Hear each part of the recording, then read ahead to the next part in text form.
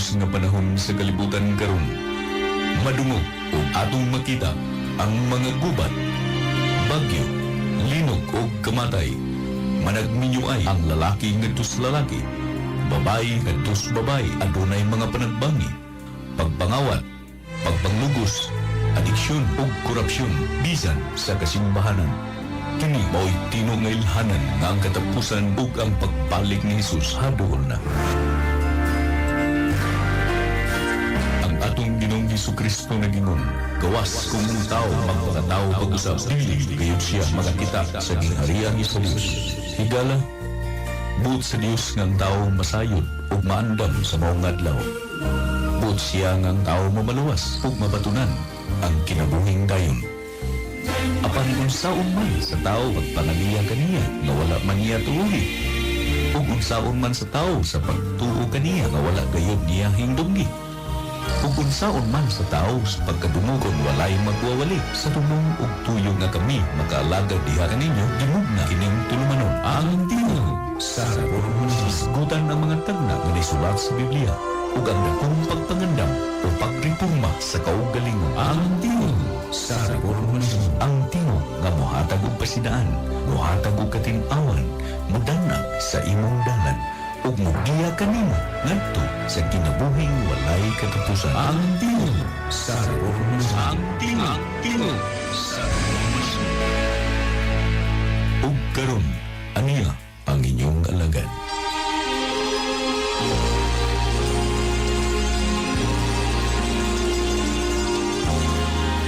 Maayong gabi alang sa atong mga higalag mga kaigsunan, mga suking tigpaminaw dinhi nining atong tulumanon ang tingog sa reformasyon. Kininyong alagad sa kanginan, Brother Aldrin Romo, magapakiguban usab kaninyo sulod sa usa ka oras nga tulumanon mga higala aron sa paghisgot sa mga pulong sa Dios, may kalabtanan no sa ato sab nga kaluwasan mga kaigalaan ug mga kaigsunan.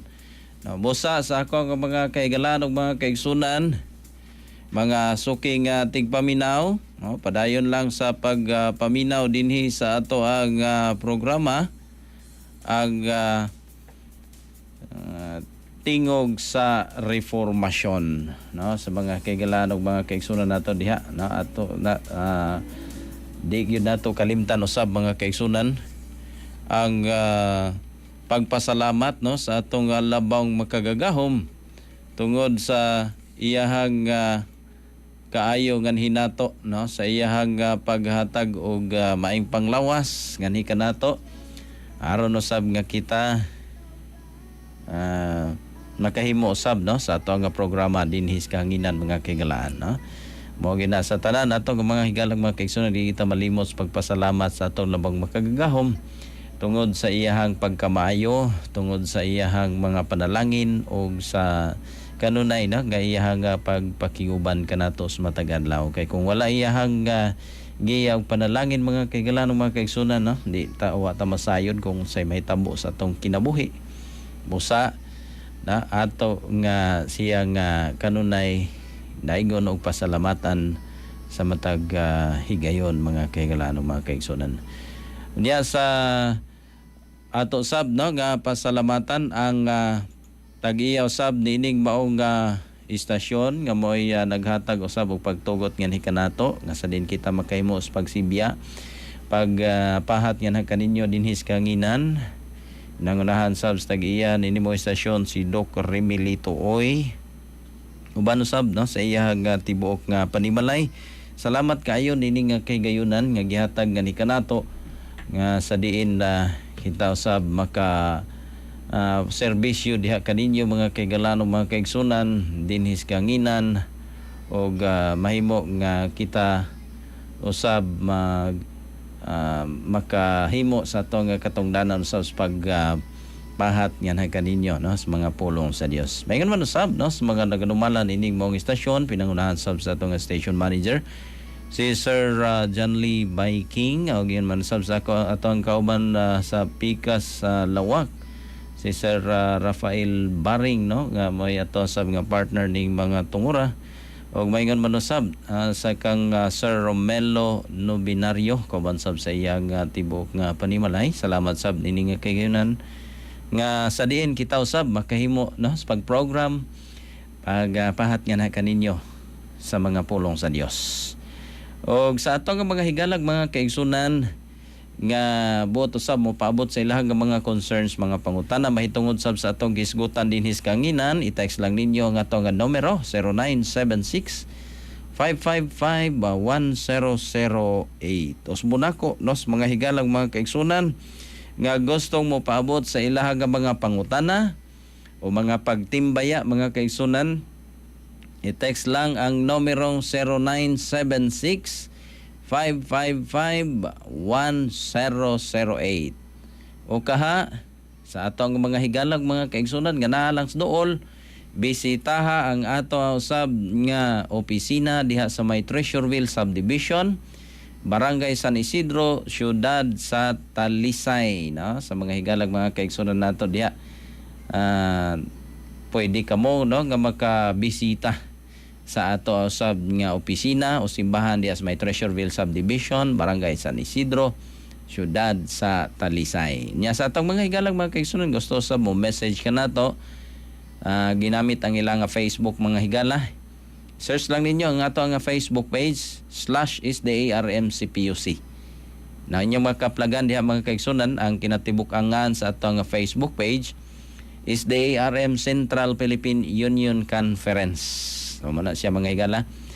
Aron usab nga maka-message o makapaabot kamo sa inyo hanggang mga pangutana nga ni kanamo aron usab atong matagaan og pagtagad ang inyo hanggang mga gusto usab nga mahibaw-an, labi na kung maghisgot ta mga higala sa doktrina usab nga gihuptan sa Seventh-day Adventista Reform Movement. Na sa dili pa ta mo padayon sa unahan aron sa pagtuon padayon mga kaigsunan sa mga pulong sa Dios, magampo na kita lang sa giyaw sa balang espiritu. Dalaygon og silimbahon ng mga Dios nga naikaw sa kitasan sa mga langit, ani ano sab ang imong alagad dinhi nga kagabhion. Ga pasalamat diha kanimo sa imong kaayo og panalangin. Ug nagahangyo nga ikaw sab magagiya og mga panalangin samtang kami mga pamalandong sa imong mga pulong. Aron usab nya kini among masabtan og giayo sab mga tigpaminaw sa diin mahimo kining among mapamalandungan sa among matag usa kasing-kasing og moy giya mahimong makinabuhi kami nga mahimong haduol diha kanimo. Kaw nasayod sa among mga kaluyahon tabangi lamang kami nga makahimo sa pagbarog niini. Panalangin ni usab ang mga panginabuhi sa mga katawhan o gayon manusab sa tag-iyan ining mga estasyon ikaw sa mga dugang sa panalangin maingon manusab sa mga nagadumala niini. Daghan pang mga butang wala matitok sa mga ngabil ikaw na sayod busa akong gipangayo uban ang kapasayloan sa mga kapakyasan gilaw mang madawat sa ngalan ni Hesus nga mong manluwas. Amen.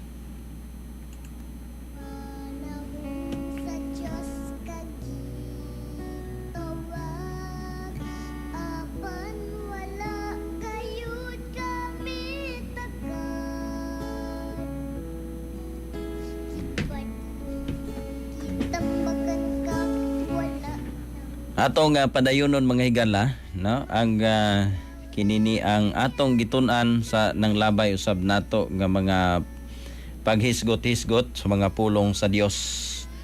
No tungod kay nindot kaayo ang maong mensahe mga kaigalaan.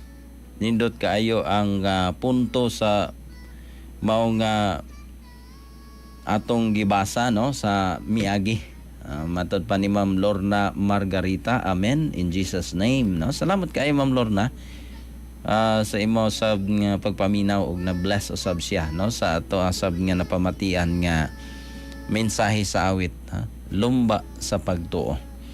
Padayonon ta na. Tungod kay samtang buhi ang tao mga kaigalahan mga kaigsunan, padayon kita sa ato sab nga ato ang katungdanan, ato ang pagtuo. No, padayon ta sa atong pagpangalagad mga kaigalaan. No, tungod kay ang proseso mga kaigsunan labi na kung maghisgot ta ngadtos tong kinaiya is a lifelong process mga kaigsunan. O kinatibuk-an o tibuok natong kinabuhi no. Pag-ugmad mga higalas atong kinaiya nga mahimong suno sa kinaiya sa Dios. Busa nining kagabion no atong padayunon sa pagtuon. Salamat usab sa pag-share kang o sa ato asab nga Facebook live ni Bermori Badon. Salamat no sa pag-like ug pag-share sa ato asab nga Facebook live. Og padayonon nato mga kaigsunan ang usa ka komentaryo nga atong gibasa sa Ningagi mo ni siya no. Many who profess to believe the truth for these last days will be found wanting. They have neglected the weightier matters. Mo ni sayop mga kaigsunan ug mo ni nakuwang no. Gi-neglect sumala pa katong mga mabugat or bugat nga mga butang. Their conversation or their conversion is superficial. Kanang pagka-converted nila sa kamatuoran mga kaigsunan nahimo lang at taphaw, not deep, earnest, and thorough. They do not know why they believe the truth. Mao man ni problema mga kaigsunan. Mao ni atong gisgutan last time. Gi-review lang nako balik tungod kay dinhi nga passage mga kaigsunan. Dinhi na hisgutan nato no kini nga mga punto.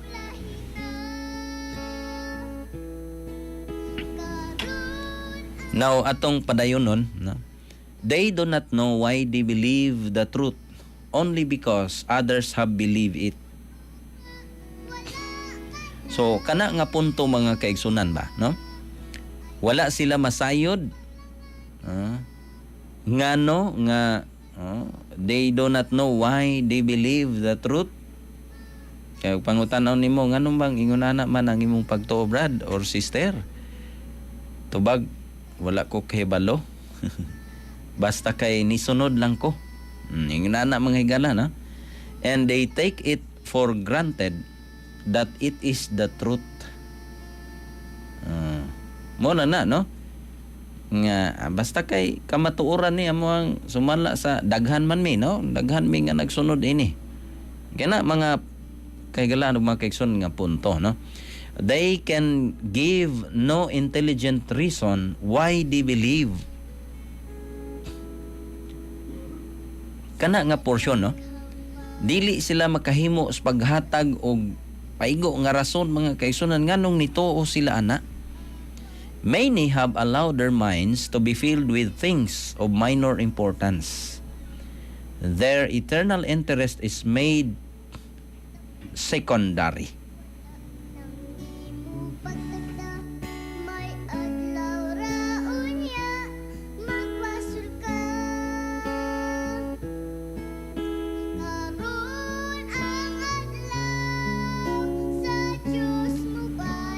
Unya maton pa mga kaigsunan no. Their own souls are dwarfed and crippled in spiritual growth. Muna'y delikado kayo mga higala no. Muna nga atong bantayan no. Kini bang atong pagtuo mga kaigsunan nga kung ugaling no kanang gisgutan ba diha sa Pedro no nga andam ta kanunay sa paghatag og rason na sa ato ang pagtuo. Kay kung ugaling no dili ta anda mga higala no daw murag questionable no kay murag ang ato basta kay kuan lang kinini ang nisunod lang ta no sa ato ang kanana ang mga kaila or nailhan nato no atos mga ato ang mga or ino na to daghan manggod mi na nisunod ini. Matod pa ni Marlene Alvarado. Good evening Brad Aldrin, watching from Poblacion Alcoy. Salamat kayo ma'am padayon sa pag-view sa ato asab nga kanini ang Facebook live dinhi sa ato nga program og dinhi atong padayonon sa pagtuon mga kaigsunan. God has given us His word that we may become acquainted with its teachings and know for ourselves what He requires for us or of us. mo nagihatag sa Dios nga ni kanato, no? Nga ang iyahag mga pulong mga kaigsunan mahimong mahinasa nato nya unsay mga gitudlo niya, unsay gi-require niya nga ni kanato. When the lawyer came to Jesus with the inquiry, "What shall I do to inherit eternal life?" Kaning usa ka lawyer mga kaigsunan nangutana ni kang Kristo. The Savior referred him to the scriptures saying, "What is written in the law? How readest thou?" Ay bawo si Kristo mga kaigsunan nga usa ka batits balaod, no, ngiyahang katubang. So iyang gipangutana, unsa may giingon sa Biblia? Yon sa man nimo pagbasa. Ignorance will not excuse young or old, nor release them from the punishment due to the transgression of God's law. No, the same ra na mga kaigalan mga kaigsunan sa kinini ang balaod si yuta, no? Ignorance of the law excuses no one, na. So diha mga kaigsunan bisan ngadtos balaod sa Dios matod pa. Ignorance will not excuse young or old, nor release them from the punishment due to the transgression of God's law, because there is in their hands a faithful presentation of that law and of its principles and claims. It is not enough to have good intentions. Dili paigo mga kaigsunan nga, nindot man akong intention. Yan na ba, no? It is not enough to do what a man thinks is right or what the minister tells him is right. Dili paigo ana, no? Unsay giingos ministro, pastor baron, or unsay tawag ninyo, reverend ba or pari ba, no? Dili paigo mga kaigsunan, it is not enough to do what a man thinks it's right or what the minister tells him is right. His soul's salvation is at stake, and he should search the scripture for himself.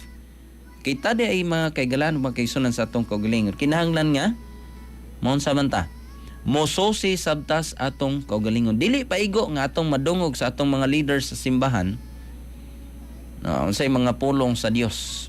Kita mismo sa atong kaugalingon kinahanglan magsusi niini. However strong may be his conviction, however confident he may be, or he may be that the minister knows what is truth, this is not his foundation. He has a chart pointing out every waymark or on the heavenward journey, and he ought not to guess at anything. It is the first and the highest duty of every rational being to learn from the scriptures what is truth.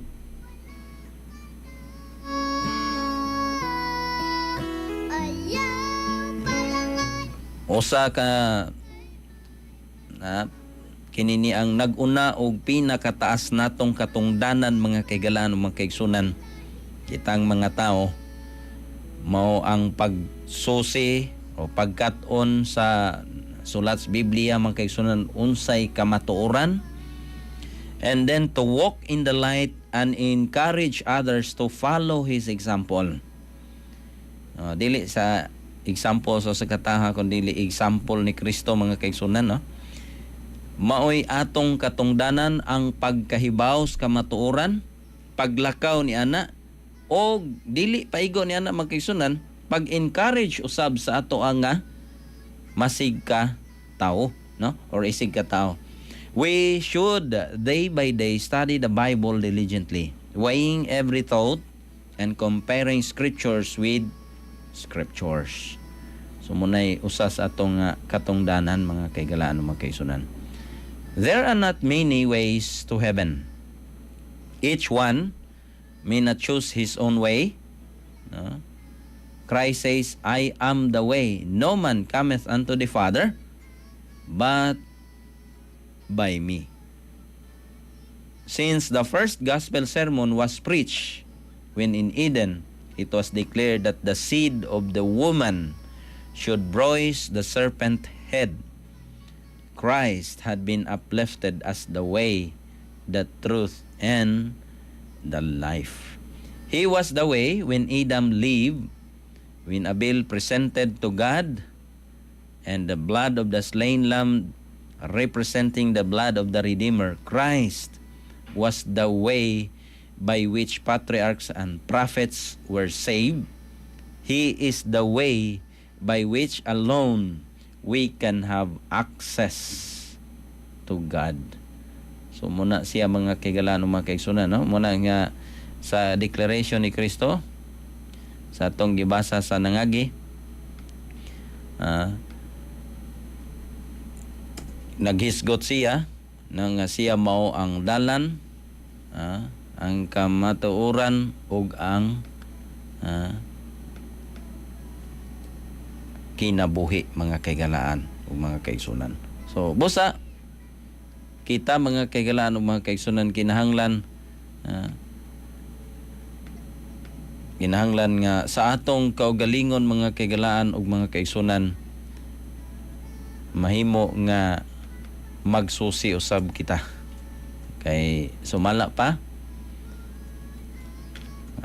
basin unya og magsalig lang ta, no, sa ato usab nga mga leaders usab sa simbahan mga kaigalaan ug mga kaigsunan. Kita mismo aduna tay katungdanan sa pagsusi usab niini nya dili lang paigo mga kaigalaan ug mga kaigsunan ang pagsusi kundi mahimo usab nga makapahat usab kita ngadto sa uban. Kana bang gisgutan diha, no, sa atong gisgutan ganiha 1 Pedro kapitulo 3 versikulo 15, no, gisgutan dito, sanctify the Lord God in your hearts and be ready always to give an answer to every man that asketh you a reason of the hope that is in you with meekness and fear, no, having a good conscience, that whereas they speak evil of you as of evildoers, they may be ashamed that falsely accuse your good conversation in Christ. So munay atong katungdanan mga kaigalaan pagsusi aron andam kita na sumalapas mong gisgutan 3 versikulo 15 1 Pedro, andam kita sa pagtubag sa rason mga kaigsunan paghatag og adunay mangayo natog rason, no, ato ang paglaom nga nabatunan, atong pagtuo nga nabatunan. So munay angay nato nga pamalandungan mga kaigalaan o mga kaigsunan. We must study the truth for ourselves. No man should be relied upon to think for us, no matter who he is or in what position may be placed. We are not to look upon any man as a criterion for us. We are to counsel together and to be subject one to another, but that at the same time, we are to exercise the ability God has given us in order to learn what is truth. So kinahanglan kita magasusi mga kaigalaan, no, sa atong kaugalingon. Dili kay kananaang himuon nato sumalapas gibasa nato mga kaigsunan, gikriteria nato ang tao nga buutan man ni siya Dios, no, ni siya. Mo ni akong idol kaayo or ganahan kaayo ko niya niini, labi na kung magwali, ganahan kaayo ko niya, maayo siya mudag humili, no, diha nga bahin ba nga bantayanan nato mga kaigalaan mga kaigsunan. Why? Tungod kay tao lang, no, nga to ang gihatagan og pagtagad mga kaigalaan ug mga kaigsunan nya kung ugaling ugwa na siya, so may mahitabo nato, may basig mawa sabta, no, ugwa nang ato ang giidolo or giganahan nga tao or ministro ba na ron or pastor, basin unya og mawa sabta. Mo na nga kita gi awhag yun, no? Each one of us must look to God for divine enlightenment. We must individually develop a character that will stand the test in the day of God. Kita di ay mga kaigalan o mga kaigsunan sa atong kaugalingon, kinahanglan nga magporma o maghulma o usa ka kinaiya mga kaigsunan nga makahimo sa pagbarog. Diha unya pag-abot niya ng adlaw mga kaigalaan o mga kaigsunan, padayag ang ato ang manluluwas, kana bang andam ta nga mo dawat niya. No, dili nang inigabot niya kita tong nitago dito sa ilawom sa mga kabungturan unya moingon tag tumpagi mi. Mo na delikado kaayo mga kaigsunan. Tungod kay ang Dios matod pa, God has given His word for all to investigate, that they may learn the way to life. Kita gyud, no? Individually mga kaigsunan kita kinahanglan nga magsusi, mag-imbestigar mga kaigsunan sa kamatuoran. No, dili pwede nga atong isalig lang, no, nga ato ang kaugalingon nga kaluwasan ngadto sa uban. Kana na ang pagsusi nato sa Biblia mga kaigsunan, kinahanglan nga atong himuon, dili nato isalig ngadto sa uban. None need err if they will submit to the conditions of salvation laid down in the Word of God. Provision is granted to all, that all may form characters for eternal life. So, mo na'y himuon nato mga kaigalaan o mga kaigsunan. Dili kay paabot tatag unsay i-feed sa ato wala may problema, no? Maminaw ana mga kaigalaan o mga kaigsunan. Pero ang problema ingon ini, kita mismo sa atong kaugalingon wala tay kananaambang personal nga experience sa kamatuoran mga kaigalaan mga kaigsunan. Kay igo ra man tag i-feed, no? Binaagi sa ato ang mga pastors baron or sa atong mga ministers or mga kananaang magwawali, no? Sulod sa ato ang kapilya or simbahan baron mga kaigalaan mga kaigsunan. Kita kinahanglan nga masayod, no? If light come, that light is set aside or rejected, then comes condemnation and the frown of God. But before the light comes, there is no sin, for there is no light for them to reject. So muna, so wa pa ta masayod mga kaigalan o mga kaigsunan, wa tay tulubagon sa Ginoo. Pero sa dihang nasayod na tas atong katungdanan, isip nga katawhan sa Dios kinahanglan magsusita, no? Unya og dunay kahayag mga kaigalaan nga dili nato di na nato ma-discern tungod kay kita mismo wa sab magsusi niini, wala tay personal nga kanang experience, no, ngadto atong manluluwas pinaagis pagsusi sa iyang mga pulong. Diha ang problema mga kaigalaan o mga kaigsunan. Kay basin bayaon niya, no? Ninglantas Ginoo. Those who have an opportunity to hear the truth and yet take no pains to hear or understand it. Manaha tong bantayan mga kaigsunan, ha? Kadtong adunay kahigayunan sa pagpaminaw sa kamatuoran, apan wala maninguha mga kaigsunan. Take no pains to hear, no? Medyo lamlam na diyan, no?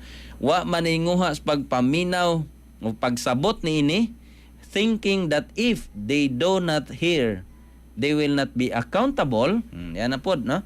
Kana bang moingon, sige, may nang di lang ko kadungog kay aron nga dili ko kay mahimo man tang accountable kung nadungog na natong kamatuoran mo nang mulihay, no? Pero bantayan nato mga kaigsunan, ha?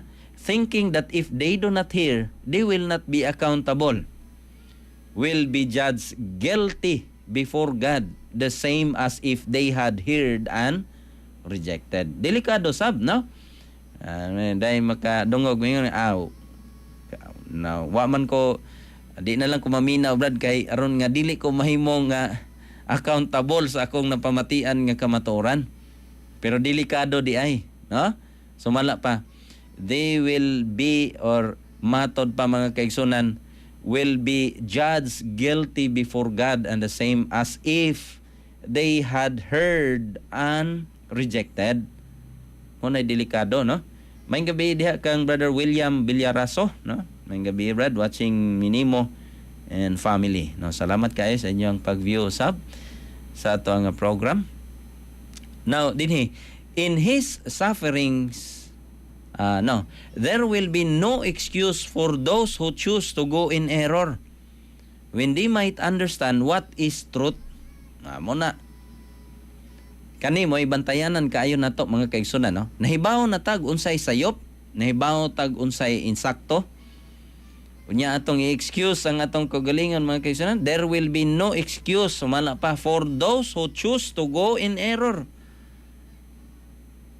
Mo man ni delikado mga kaigsunan, mo na kung gihimo na tong standard mga kaigsunan usa ka tawo atong gitan-aw, possible mga kaigsunan ug nagtudlo siya og sayop, musunod ta tungod kay gi-idolize man nato siya, no? Og ni sakto sab ang iyang gihimo, ay musunod sab ta, walay problema kung dito nga bahin. Pero kung mawa siya, mawa sab ta, no? So mo nay atong bantayan karon mga kaigsunan, there will be no excuse for those who choose to go in error when they might understand what is truth. Doon na po iban mga kaigsunan nga magsiglantaw mo na, di na lang ko mga lagay kay kinintawhana bati magyapong kaigbatasan, magangkon sila nga nas kamatuoran. Ang imong gilantaw higala katong tawo, di man to siya may muluwas nimo, mo na delikado, no? No, usahay mahimong factor siya, pero dili maoy himuon nato mga kaigsunan nga excuse atong kagalingon. Sa diha nga kita nasayod mga kaigalaan or nahibalo kung unsa ang gitawag og kamatuoran. In his sufferings and death, Jesus has made atonement for us or for all sins of ignorance. But there is no provision made for willful blindness. Kana mo'y delikado. Kana bang willful blindness nga giingon? Delikado man na kayo, no?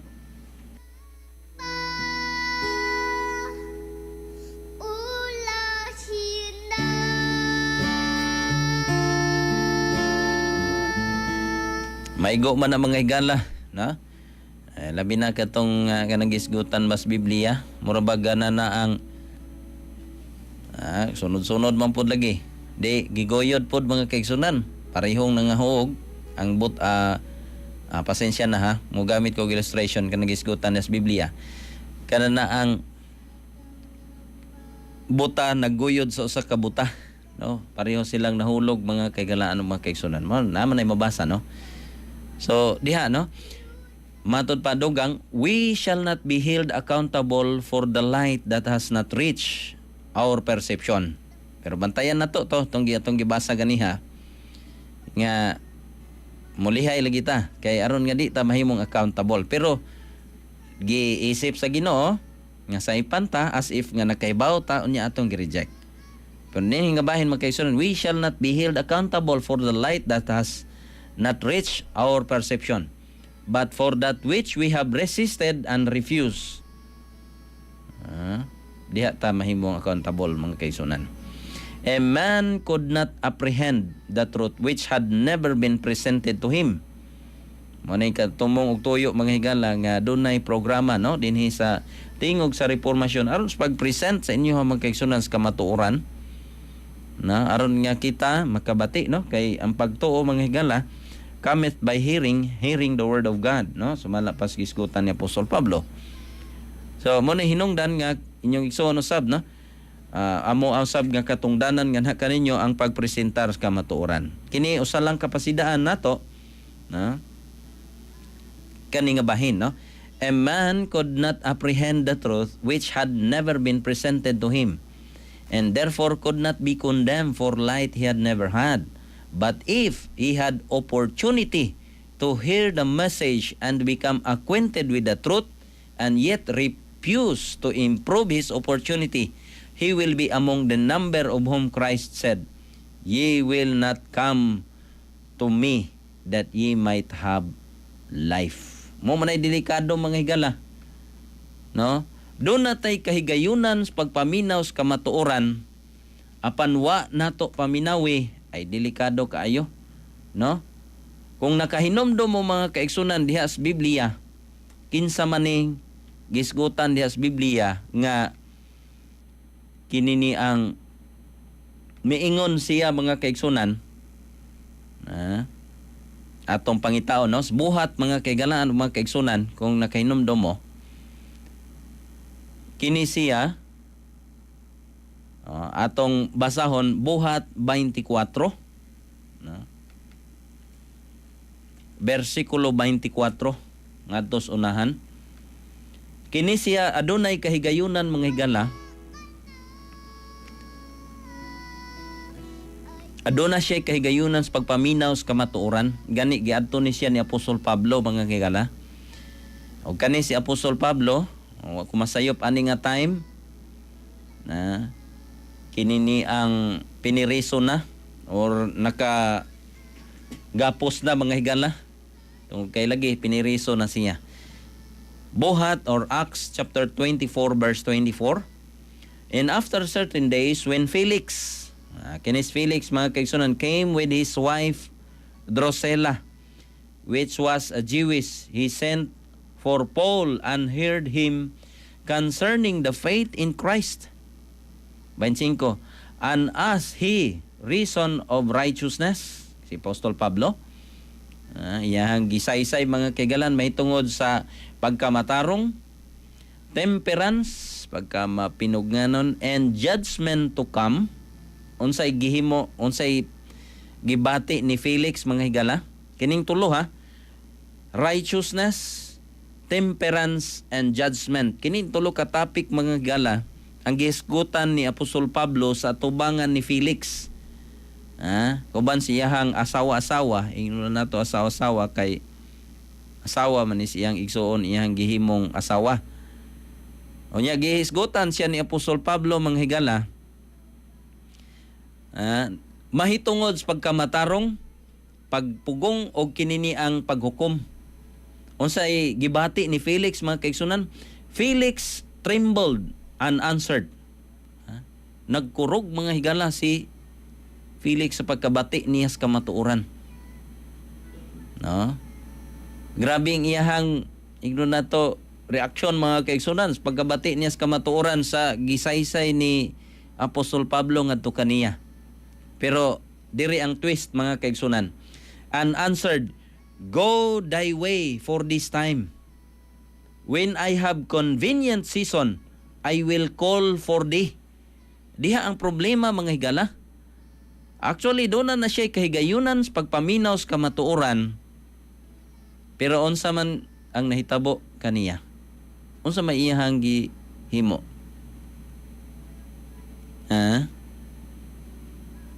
Matod pa niya, lakaw, una, karong mga panahon na, unya og doon na ko'y kahigayunan,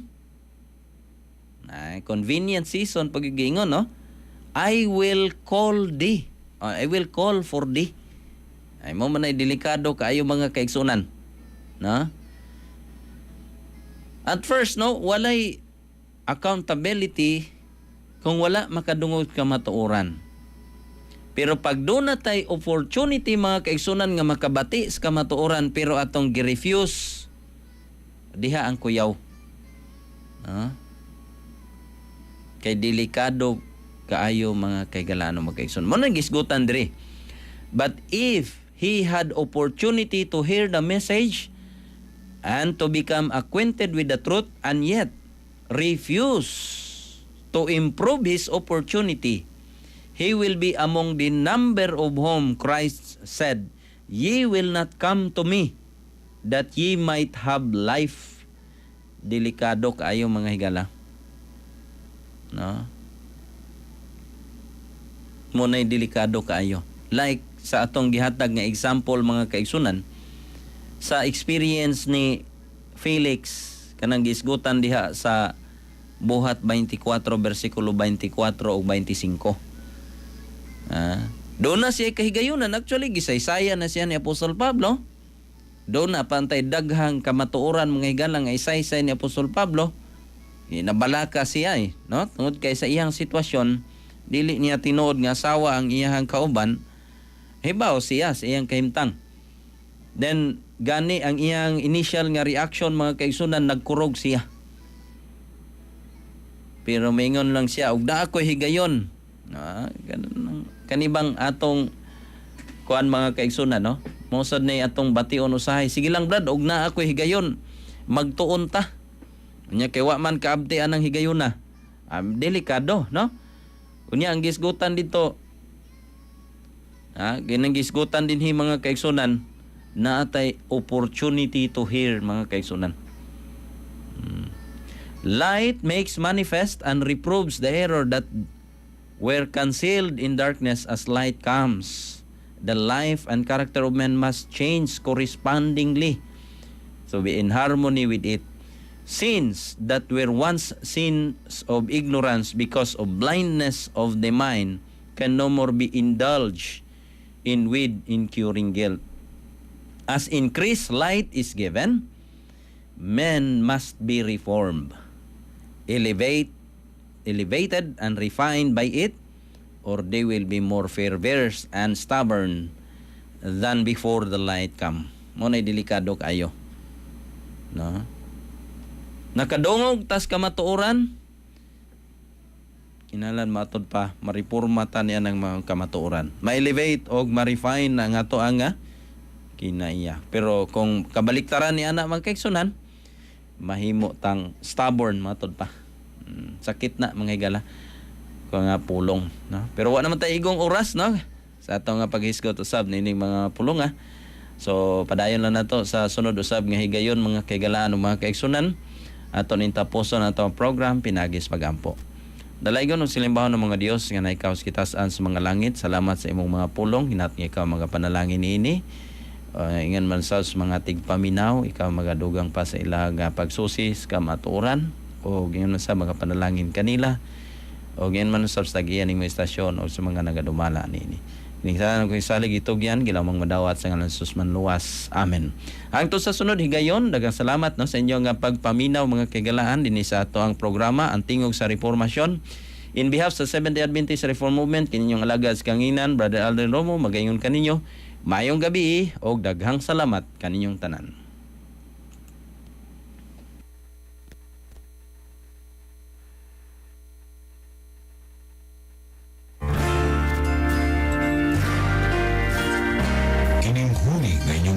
May usa ka timaan nga natapos na usab ang atong tulumanon ang tingog sa reformasyon. Kini inyong alagad sa kanginan, temporaryong manamili diha kaninyo uban ang pag-ingon, bulan silang nga nagabasa, nagapagalingong ug mituman sa pulong sa Ginoo kay ang panahon hadol na. Ako sa kinasingkasing magadapit kaninyo sa pagpaminaw kanunay ning maong tulumanon ang tingog sa reformasyon. Kini nga tulumanon gidalit nga na kaninyo pinagi sa Seventh-day Adventist Reform Movement ang tingog sa reformasyon. Hangtod sa sunod kayo sa samang taknaw istasyon. Daghang salamat sa inyong pagpaminaw.